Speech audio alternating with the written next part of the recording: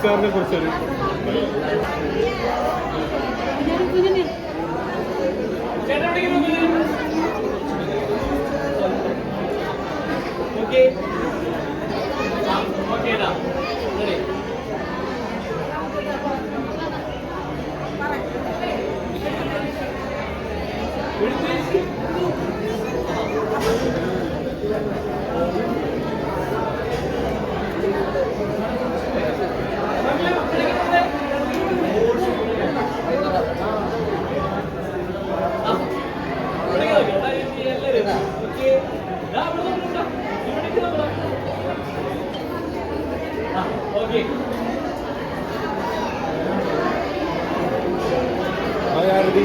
Focus ചെയ്യുന്ന protein intake ഒരു ദിവസത്തെ കംപ്ലീറ്റ് ചെയ്യുക എന്നുള്ളതാണ്. അതിന് ഞാൻ കൂടുതലും മുട്ടയും ചിക്കൻ തന്നെ ഒരു 3 times വരുന്നുണ്ട്, 1 time എഗ് വരുന്നുണ്ട്, പിന്നെ പ്രോട്ടീൻ വരുന്നുണ്ട്.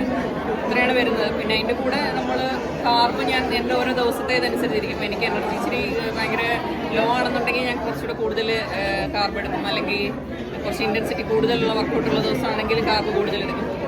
അല്ലെന്നുണ്ടെങ്കിൽ നോർമലി സ്വീറ്റ് പൊട്ടറ്റോ, ഓട്സ് അങ്ങനെ എന്തെങ്കിലുമൊക്കെ എടുക്കും. അങ്ങനെയാണ്. ഈ ന്യൂ ഇയർ റെസൊല്യൂഷനെ കുറിച്ച് പറഞ്ഞായിരുന്നല്ലോ, കോഫി മാത്രമേ ഉള്ളൂ, ചായ നിർത്തുന്നത് മാത്രമേ ഉള്ളൂ. പ്രണയത്തിനെ കുറിച്ച് എന്തെങ്കിലും റെസൊല്യൂഷൻ എടുത്തിട്ടുണ്ടോ? എനിക്ക് തോന്നിയതായിരിക്കും പ്രണയത്തെ കുറിച്ച് പ്രത്യേകിച്ചൊന്നുമില്ല. ഇപ്പൊ ഞാൻ പറഞ്ഞില്ലേ, ഞാൻ അന്ന് ഇപ്പൊ ലാസ്റ്റ് ടൈമൊക്കെ പറഞ്ഞ സംഭവം തന്നെയാണ്.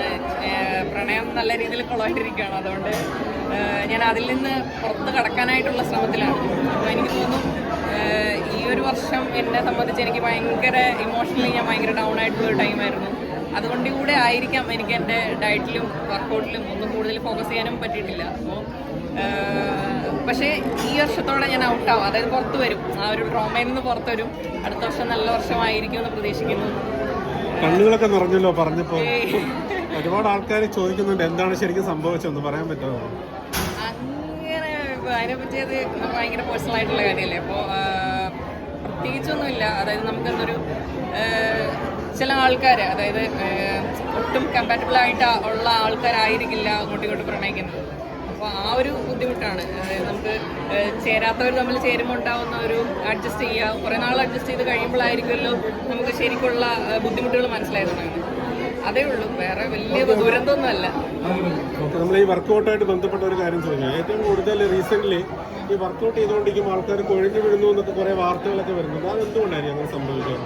അത് ഒന്നേ അവരുടെ ഹെൽത്ത് ഇഷ്യൂസ് കൊണ്ടായിരിക്കാം. ഓൾറെഡി ഉള്ള ഹെൽത്ത് ഇഷ്യൂസ് അവർ എന്താണെന്ന് തിരിച്ചറിയാതെ അവർക്ക് പറ്റാത്ത രീതിയിലുള്ള ഹെവി ആയിട്ടുള്ള വർക്കൗട്ട്, ഇല്ലെങ്കിൽ ഹെവി ആയിട്ടുള്ള പറ്റാത്ത രീതിയിലുള്ള ഡയറ്റ് എടുക്കുക, അതുകൊണ്ടൊക്കെ ആയിരിക്കണം. പിന്നെ നമ്മൾ നമ്മുടെ പ്രഷർ എന്തോ ആണെന്ന് ആദ്യം മനസ്സിലാക്കണം, നമ്മുടെ ഹെൽത്ത് കണ്ടീഷൻ മനസ്സിലാക്കണം. അതനുസരിച്ചിട്ട് വേണം വർക്കൗട്ട് ചെയ്യാൻ.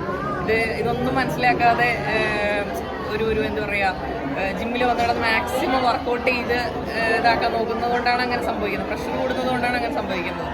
ഇങ്ങനെ ചെയ്ത് സംഭവിച്ച കേസുകളെല്ലാം നല്ല ഹെൽത്തി ആയിട്ടുള്ള ആൾക്കാരാണ്, നല്ല ഡയറ്റ് നോക്കുന്ന. പുറമേ നമ്മൾ കാണുന്ന പോലെ എല്ലാവരുടെ ഉള്ളിൽ, അതായത് ശരീരത്തിനകത്ത് എന്താണ് നടക്കുന്നത് നമുക്ക് അറിയില്ല. നമ്മൾ പുറത്ത് കാണുന്ന ഒരു ഹെൽത്ത് ഒന്നും ആയിരിക്കില്ല ഉള്ളിലുള്ളത്.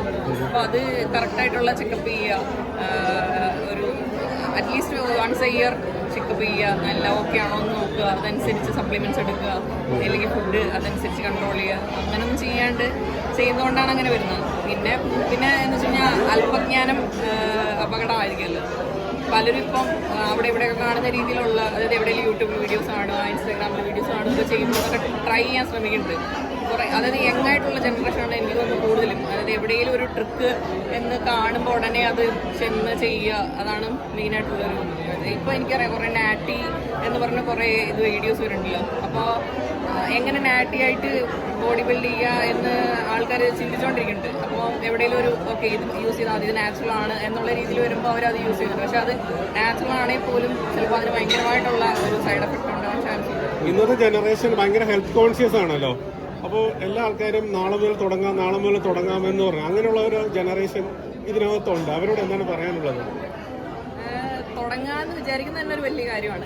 പിന്നെ ന്യൂ ഇയർ ആയതുകൊണ്ട് അങ്ങനെ ചിന്ത വരുന്നത് നല്ല കാര്യം തന്നെയാണ്. നമ്മൾ കണ്ടിന്യൂ ചെയ്യുന്നുണ്ടോ, കൺസിസ്റ്റൻ്റ് ആയിട്ട് ഇരിക്കുന്നുണ്ടോ എന്നുള്ളതാണ് അൾട്ടിമേറ്റ്ലി നമ്മൾ ആ ഒരു ഗോളിൽ റീച്ച് ചെയ്യാൻ പറ്റണം.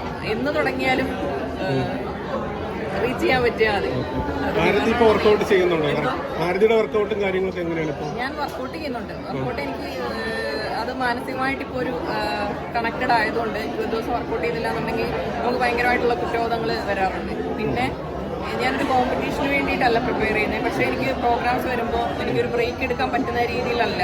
അതായത് ഇപ്പോൾ ക്രിസ്മസ് ആണെങ്കിൽ പോലും ഞാൻ എല്ലാവരും ക്രിസ്മസ് ആഘോഷിക്കുന്നു, കേക്ക് മുറിക്കുന്നു, കഴിക്കുന്നു. അപ്പോൾ നമുക്കാണെങ്കിലും ഓക്കെ എപ്പോഴാണെങ്കിലും ഒരു ഇത് തോന്നില്ലേ. അപ്പോൾ എനിക്ക് അടുത്തൊരു പ്രോഗ്രാം ഉണ്ട്. അപ്പോൾ എനിക്ക് അത് അനുസരിച്ച് മാനേജ് ചെയ്തേ പറ്റുള്ളൂ എന്നുള്ളൊരു പ്രഷറുണ്ട്. ചിലപ്പോൾ അതും നല്ലതായിരിക്കണം. അതുകൊണ്ടാണല്ലോ നമ്മൾ കുറച്ചേലും മെയിൻറ്റെയിൻ ചെയ്ത് പോകണം. ഓക്കെ ഓക്കെ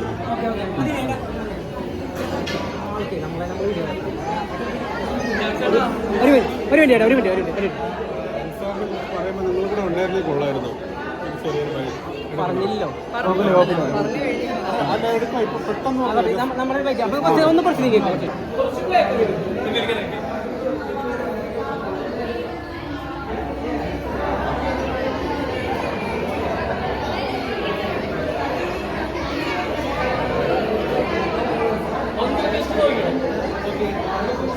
അങ്ങോട്ട് നോക്കണല്ലേ.